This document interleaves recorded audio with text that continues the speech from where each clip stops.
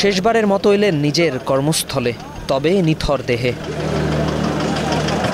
মঙ্গলবার দুপুরে রাজধানীর বঙ্গবাজারে ফায়ার সার্ভিস ও সিভিল ডিফেন্সের সদর দপ্তরে নেওয়া হয় ফায়ার ফাইটার শামীম আহমেদের মরদেহ।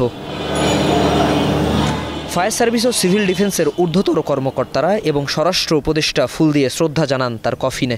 এরপর অনুষ্ঠিত হয় নামাজে জানাজা। এ সময় কান্নায় ভেঙে পড়েন পরিবারের সদস্যরা। মানুষের প্রাণ বাঁচাতে গিয়ে শামীম নিজের জীবন উৎসর্গ করায় গর্বিত তারা। তবে দুশ্চিন্তা আছে সামনের দিনগুলো কিভাবে চলবে তা নিয়ে। দেশের জন্য জীবন দিয়ে ফায়ার সার্ভিস অ্যান্ড সিভিল ডিফেন্সের পক্ষ থেকে সে অগ্নিকাণ্ডে গেছে, দুর্ঘটনায় ঘটছে, তার জীবনে তার কপালে লেখা ছিল। এটি আমি জানি সে দেশের জন্য, দেশের মানুষের জন্য সে নিজের জীবন উপসর্গ করে দিয়েছে।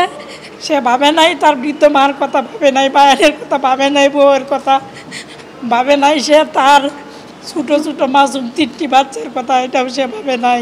খুব বালা, আর আমাদের অস্তিত্ব নষ্ট হয়ে গেছে এই ভাইয়ের কারণে।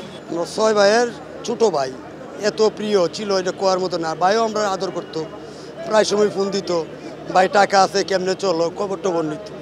স্বরাষ্ট্র উপদেষ্টা জানান শামীমের পরিবারের দায়িত্ব সরকারের। সেই সাথে আগুন নেভাতে গিয়ে দগ্ধদের উন্নত চিকিৎসা নিশ্চিতে বিদেশ থেকে আনা হচ্ছে বিশেষজ্ঞ টিম। তার পরিবারটা দেখাশোনা এখন করা আমাদের সবার দায়িত্ব। এই পরিবারকে দেখাশোনা আমরা ভালোভাবে যেন করতে পারি, এই তৌফিক আপনারা আল্লাহর কাছে আমরা চাই। আপনারা সবাই ভালো থাকেন। গাজীপুরের টঙ্গীতে রাসায়নিকের গুদামে আগুন লাগা নিয়ন্ত্রণ করতে গিয়ে চিকিৎসাধীন অবস্থায় মারা যান ফায়ার সার্ভিস কর্মী শামীম আহমেদ। তার গ্রামের বাড়ি নেত্রকোনায়, সেখানেই চিরনিদ্রায় শায়িত হবেন তিনি। শাহানুর ইসলাম, স্টার নিউজ, ঢাকা।